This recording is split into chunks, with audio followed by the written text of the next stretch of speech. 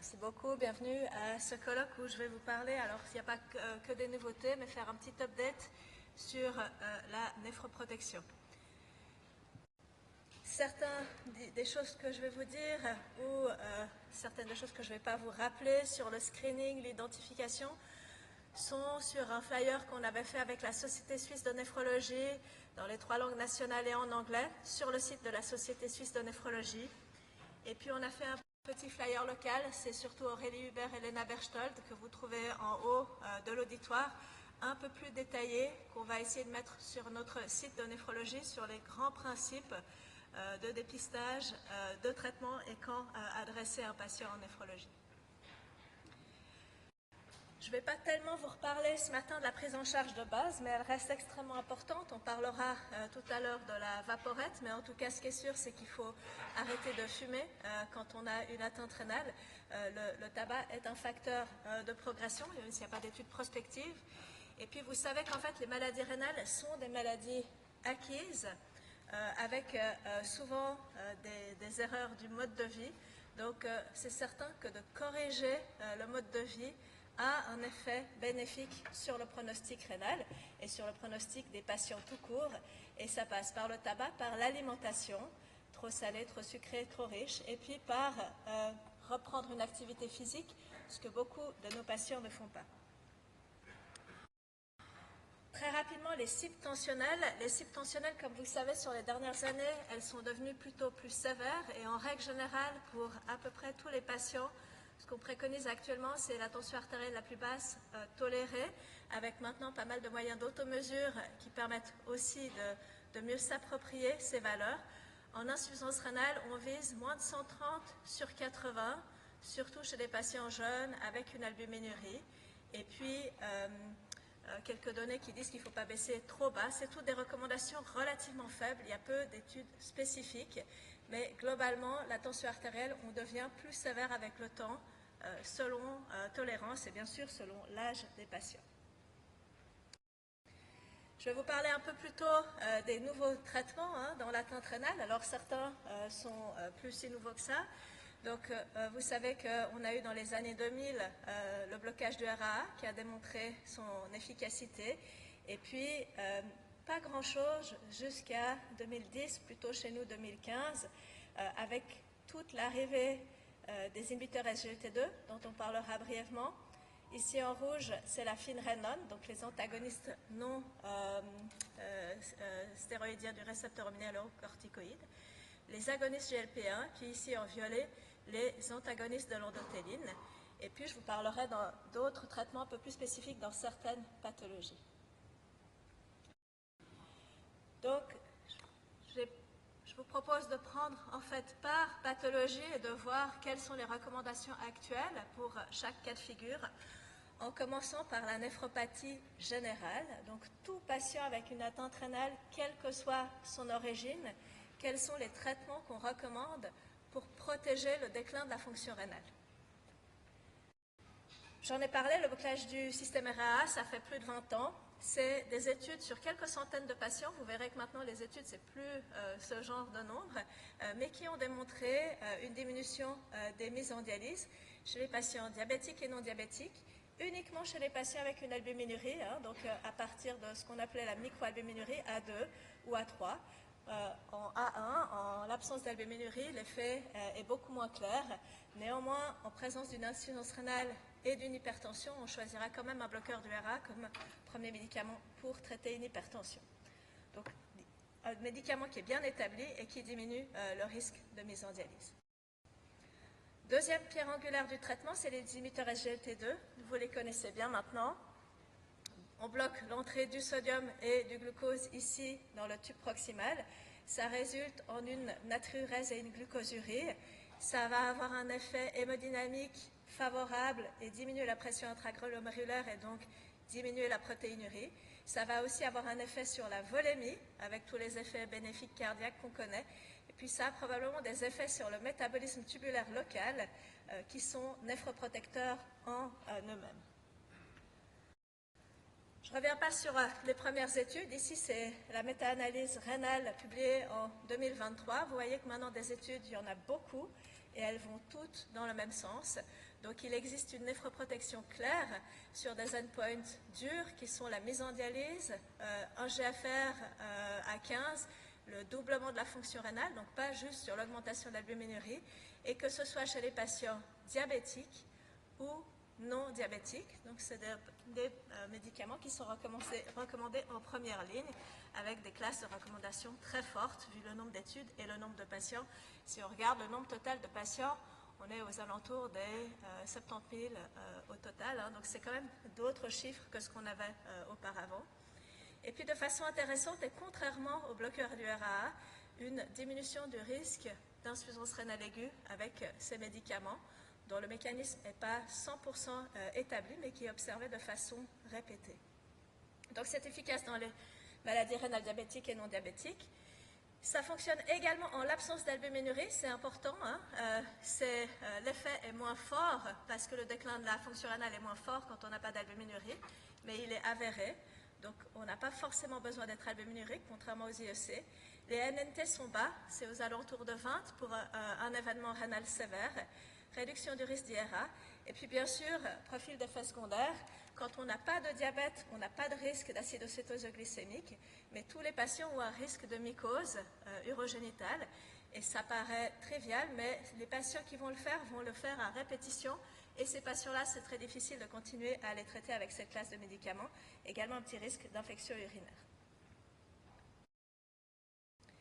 Donc ici, vous avez les recommandations internationales pour l'IRC de toute cause, modification du lifestyle, et puis première ligne, IEC pour une tension ici, on vous donne inférieure à 120, hein, les guidelines européennes inférieures à 130, hein, mais tension artérielle le plus bas possible, plus inhibiteur SGLT2.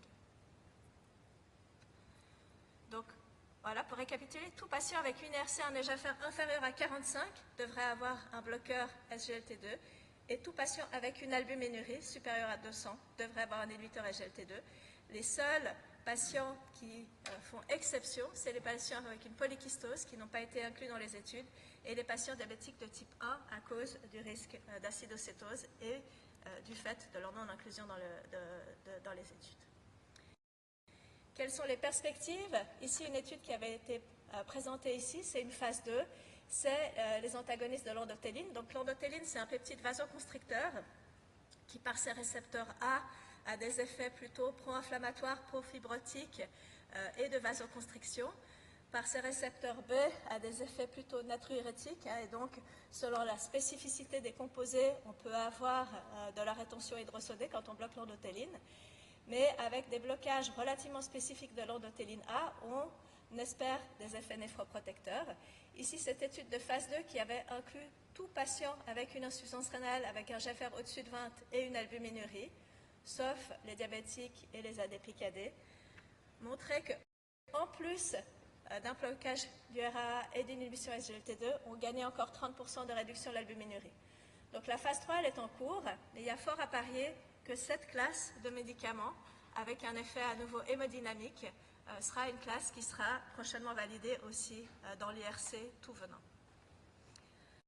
Dans les autres perspectives pour l'IRC tout venant, je vais vous parler dans la néphropathie diabétique de la finerenone. Il existe une étude dans la néphropathie non diabétique chez les patients protéinuriques.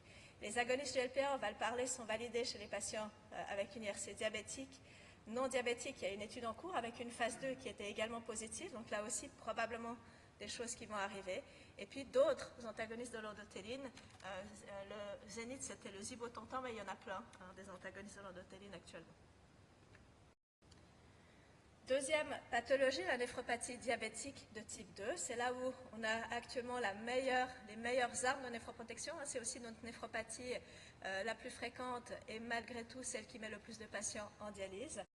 Je ne reviens pas sur les bloqueurs du SRAA qui sont démontrés dans la néphropathie diabétique de type 2.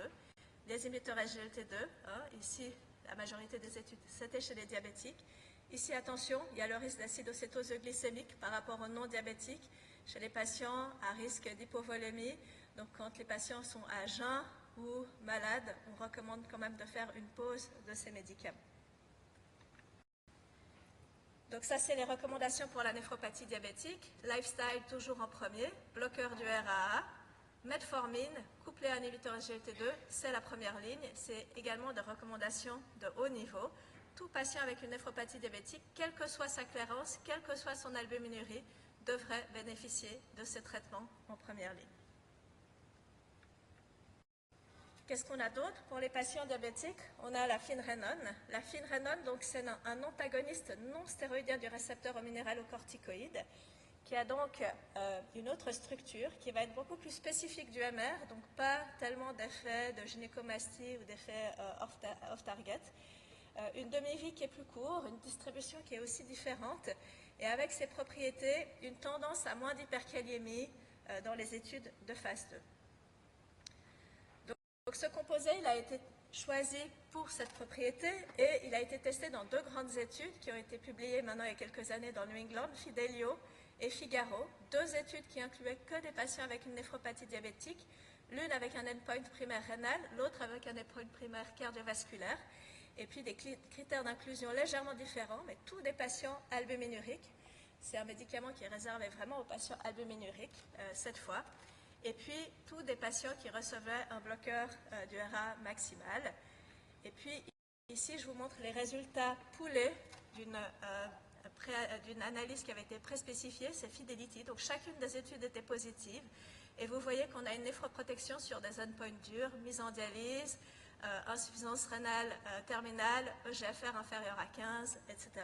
Donc, à nouveau, médicament avec une recommandation forte, un peu moins fort que les inhibiteurs de SGLT2 puisqu'il n'y a qu'un seul composé qui a été testé, mais également une recommandation forte pour des patients qui restent albuminuriques.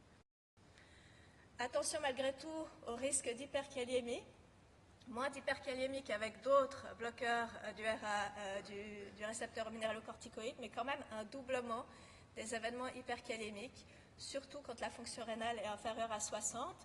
Donc, pour le donner à un patient, la kaliémie doit être inférieure à 5, elle doit être recontrôlée à 4 semaines, puis tous les 4 mois, ce qui peut parfois être une contrainte en fonction du stade de la néphropathie. Qu'en est-il de la combinaison? Publiée cette année, la combinaison finerenone-empagliflozine, cette fois une étude de plus petite taille avec un endpoint qui était l'albuminurie.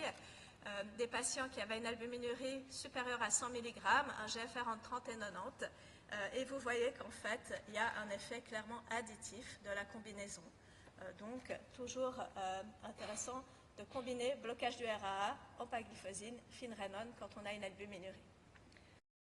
Donc, nos critères de remboursement en Suisse, ils sont ici, kaliémie inférieure à 5, et puis c'est uniquement validé chez les patients albuminuriques, A2 et A3.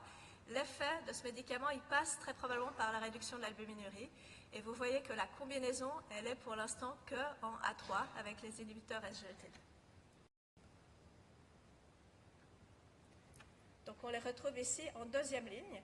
Si vous n'avez pas réussi à baisser l'albuminurie au-dessous de 300 mg avec votre combinaison initiale, on est en droit, si la kaliémie le permet, d'introduire ce traitement. Quatrième pilier de traitement de la néphropathie diabétique, c'est les agonistes GLP1. Donc les agonistes GLP1, il y en a beaucoup, avec des études cardiovasculaires qui montraient des résultats légèrement différents, qui montraient tous une baisse de l'albuminurie, mais pas vraiment d'effet sur la fonction rénale, avec des patients inclus qui n'étaient pas des patients à risque rénal. Donc l'étude FLOW, elle est parue l'année passée, elle s'intéressait au sémaglutide, avec une dose cible à 1 mg, dose croissante jusqu'à 1 mg, dans les néphropathies diabétiques de type 2 avancées. Et puis elle a inclus à nouveau un grand nombre de patients, plus de 3000 patients, versus placebo pour des endpoints comme d'habitude durs, mise en dialyse, GFR moins de 50%, mortalité. Et cette étude, elle s'est également révélée positive. Donc ici, on a aussi un blocage du RAA maximal, mais on n'a pas les autres traitements dont je vous ai parlé. Et puis, vous voyez que le sémaglutide protège d'un événement majeur rénal, le risque d'un événement majeur rénal d'environ 30%, c'est très significatif. Et puis, ce qui était frappant dans cette étude, c'est qu'on a une protection des événements cardiovasculaires et également de la mortalité. Et si vous regardez dans cette étude, à 4 ans de suivi, on a 20% de mortalité chez nos patients, des patients qui sont très fragiles, et ça, on le sait, avec une forte réduction de la mortalité avec le sémaglutide. Ici, vous avez les NNT, donc 20 pour l'événement rénal et puis une quarantaine pour les événements cardiovasculaires et la mortalité. Donc, les agonistes GLP-1, en tout cas l'Ozempic, sont une possibilité à nouveau, actuellement en deuxième ligne, une seule étude pour renforcer le traitement néphroprotecteur. Qu'est-ce qu'on a comme perspective dans la néphropathie diabétique? Eh bien, on a le tirzépatide, que des patients maintenant utilisent plus, avec un effet plus important sur la perte de poids. Est-ce qu'il y aura parallèlement un effet plus important sur la néphroprotection? On ne sait pas. Les antagonistes de l'endothéline, c'est pareil, il y a des études en cours. Donc il y a encore d'autres médicaments. Et puis, il y a les agonistes du récepteur au glucagon, qui sont également testés, qui pourraient avoir des vertus de néphroprotection. Je passe à une autre néphropathie, un petit peu moins fréquente, mais qui est quand même la glomérulonéphrite qui met le plus de patients en dialyse en Europe. C'est la néphropathie à IgA. Donc, dans cette néphropathie, on a une production d'IgA anormalement galactosylée dans les muqueuses chez certains patients qui vont avoir la propriété de se déposer dans le rein et d'activer d'autres complexes humains, d'activer ensuite des voies pro-inflammatoires, notamment le système du complément, et de mener à des lésions qui peuvent quand même fréquemment évoluer vers une insuffisance rénale progressive, voire terminale. Dans cette pathologie, jusqu'ici, pas beaucoup de traitements. On avait surtout les bloqueurs du RA et un peu de stéroïdes avec des études pas toujours convaincantes parce que beaucoup d'effets secondaires, comme on peut avoir avec les stéroïdes, et une néphropathie très différente d'une néphropathie lupique puisqu'elle ne répondait pas de façon très majeure à l'immunosuppression malgré pas mal d'études faites avec pas mal de composés. Là aussi, blocage du RA, ça reste vrai. Là aussi, inhibiteur SGLT2, il y a des analyses de sous-groupes qui ont été faites pour la néphropathie IgA, ça marche très très bien, ça reste également parmi les premières lignes à introduire dans cette néphropathie, surtout chez les patients qui restent protéinuriques. Dans les nouveautés, ici, à nouveau, antagoniste de l'endothéline, le sparsentan, qui est maintenant disponible en Suisse, qui est remboursé et qu'on utilise dans cette indication. Donc, vous allez voir des patients avec ce composé. C'est un mélange d'irbésartan et d'un antagoniste de l'endothéline. Comme nom commercial, c'est le Filspari. Et puis, ce médicament a été démontré dans une étude de phase 3, publiée il y a maintenant 2 ou 3 ans, non seulement baisser l'albuminurie dans la néphropathie IgA, mais diminuer le déclin de la fonction rénale avec un effet hémodynamique quand on arrête le traitement, mais clairement un effet néphroprotecteur, raison pour laquelle il est actuellement remboursé. C'est un médicament qui reste assez coûteux, c'est quelques milliers de francs par mois quand même, donc probablement IEC, inhibiteur SGLT2 d'abord, et si on reste avec une albuminurie supérieure à 750 mg, c'était plutôt les critères de l'étude, on peut rajouter ce traitement qui est remboursé. D'autres antagonistes de l'endothéline ont également eu des phases 3 positives, plutôt en démontrant leur effet sur l'albuminurie, donc un peu moins fort, mais peut-être qu'ils seront également validés prochainement. Et puis je vous parle d'un traitement qui est très intéressant parce que c'est un traitement qui va plus cibler la cause de la néphropathie IgA, c'est le sibeprenlimab. Ici, une phase 2 qui a été publiée l'année passée dans le New England. C'est un inhibiteur de BAFF-APRIL. BAFF-APRIL, c'est un facteur activateur des lymphocytes B qui permet la production d'immunoglobuline. Et donc, en utilisant cet inhibiteur qui a l'intérêt d'être administré une fois par mois en injection, et donc pour l'observance, ça peut être un vrai intérêt pour nos patients, on a montré dans cette phase 2 une très forte baisse de la protéinurie, quelle que soit la dose utilisée, et puis une baisse de ces immunoglobulines A qui se déposent dans le rein. Alors le problème, c'est qu'il y a aussi une baisse des autres immunoglobulines, mais dans cette phase 2, pas de problème infectieux, donc on attend quand même la phase 3, les profils de sécurité.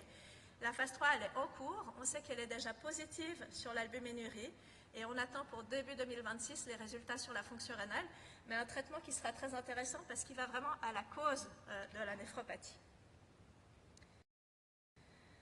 Également des inhibiteurs du complément, je vous ai dit, tout phénomène inflammatoire, enfin beaucoup de phénomènes inflammatoires passent par l'activation de la voie du complément. Ici également des phases 3 qui ont montré un effet sur l'albuminurie, pas encore sur la fonction rénale, pas encore de validation officielle, en tout cas pour le moment, mais on peut les obtenir si on le souhaite pour certains patients dont on juge qu'ils ont un profil très inflammatoire. Et puis également un autre traitement intéressant, c'est le budesonide, un peu modifié, qui va être un stéroïde à relargage uniquement digestif pour cibler la production d'immunoglobuline uniquement dans les muqueuses et éviter les effets secondaires systémiques. Et ce traitement, administré pendant 9 mois, également en phase 3, a un bon effet de néphroprotection sur la fonction rénale et sur l'albuminurie, avec malgré tout à l'arrêt du traitement des rebonds. Donc probablement encore on doit travailler sur comment au mieux administrer ce traitement. La forme exacte de ce médicament, elle n'est pas disponible en Suisse. On a bien sûr le budesonide, mais ce n'est pas exactement la même forme pour ces néphropathies IgA, mais pareil, c'est des traitements qu'on peut obtenir. Donc, vous voyez que dans cette néphropathie fréquente, la prise en charge a pas mal changé avec, ici je vous ai mis des étoiles sur ce qu'on a disponible en Suisse, un bloqueur du RA, inhibiteur SGLT2, antagoniste des récepteurs de l'endothéline. Tout ça, c'est des médicaments qu'on administre actuellement de routine. Corticoïdes systémiques, en fonction des patients et du profil d'effets secondaires. Inhibiteurs du complément, on peut les avoir. Et puis, pas mal d'espoir sur ces médicaments qui vont plus à la cause de la pathologie. Vous avez ici les recommandations qui sont parues la semaine passée et qui montrent que dans la néphropathie IgA, on doit faire de la néphroprotection. C'est ce que je vous ai dit, inhibiteur du RAA, bloqueur de l'endothéline, inhibiteur SGLT2, et puis aller à la cause pour essayer de la contrôler. Dernière néphropathie dont je vous parle, c'est chez les patients porteurs de variant APOL1. Donc APOL1, c'est ce variant qui est exprimé chez les populations d'Afrique de l'Ouest et qui s'est ensuite étendu chez les patients afro-américains qui ont la même origine ethnique, qui est un variant pour une protéine qui est exprimée dans le foie et dans le rein. Donc dans le foie, cette protéine, les variants vont l'activer. C'est une protéine qui va être activée dans ses formes avec les variants. Et l'activation va avoir un effet protecteur sur la trypanosomiase. Raison pour laquelle, probablement, ces variants ont été sélectionnés dans certaines zones géographiques. Et malheureusement, l'expression de l'activation de ce canal au niveau podocytaire, elle est délétère. Ça veut dire que les patients qui ont ces variants, s'ils ont n'importe quelle atteinte rénale, que ce soit hypertensive, lupique, le Covid, ils vont faire des atteintes plus graves avec des protéinuries plus sévères et des progressions plus rapides vers l'insuffisance rénale terminale. Et là, conceptuellement, il y a eu également, il y a deux ans maintenant, un composé très intéressant qui est une petite molécule qui s'appelle l'inaxapline, qui a été développée pour bloquer ce canal APOL1, pour éviter cette progression. Et dans une étude qui était une phase 1 et 2, publiée, chez les patients porteurs des variants à risque et protéinuriques, on avait une baisse très importante de la protéinurie quand on l'administrait, avec un profil de sécurité qui semble correct. La phase 3 elle est aussi en cours avec des centres qui recrutent en Europe, notamment à Paris. Donc nous, on a commencé à rechercher de façon assez systématique la présence de ces variants. Et puis c'est assez intéressant qu'une prédisposition génétique pourrait être vraiment traitée par une petite molécule si ça fonctionne, ce qu'on espère bien sûr. Donc voilà, je ne vais pas aller dans les néphropathies plus spécifiques, mais il y a eu d'autres progrès dans d'autres néphropathies plus spécifiques. Je vous rappelle également qu'il existe des calculateurs du risque rénal. Ici, le KFRE, le Kidney Failure Risk Equation, où vous pouvez rentrer les paramètres de vos patients et définir leur risque de mise en dialyse à 2 et 5 ans. Donc ça s'adresse quand même à des patients déjà sévères. Mais c'est un calculateur qui peut être intéressant pour la discussion. Et dans ce calculateur, vous avez la réduction du risque en fonction des classes de médicaments que vous allez administrer. Donc c'est aussi assez intéressant. Pour rappel, on ne devrait pas attendre d'avoir un risque rénal trop important pour donner ces médicaments néphroprotecteurs. Donc c'est des médicaments à donner plutôt dans le début de la maladie rénale si on veut avoir un impact au long cours. Et puis bien sûr, on ne va pas traiter tout le monde. Un patient de 80 ans qui a 60 de GFR et pas d'albuminurie, il n'a pas les mêmes indications au traitement qu'un patient jeune albuminurique. Donc ça aussi, vous le retrouvez un petit peu dans ces calculs de risque. Voilà, je vous remercie de votre attention.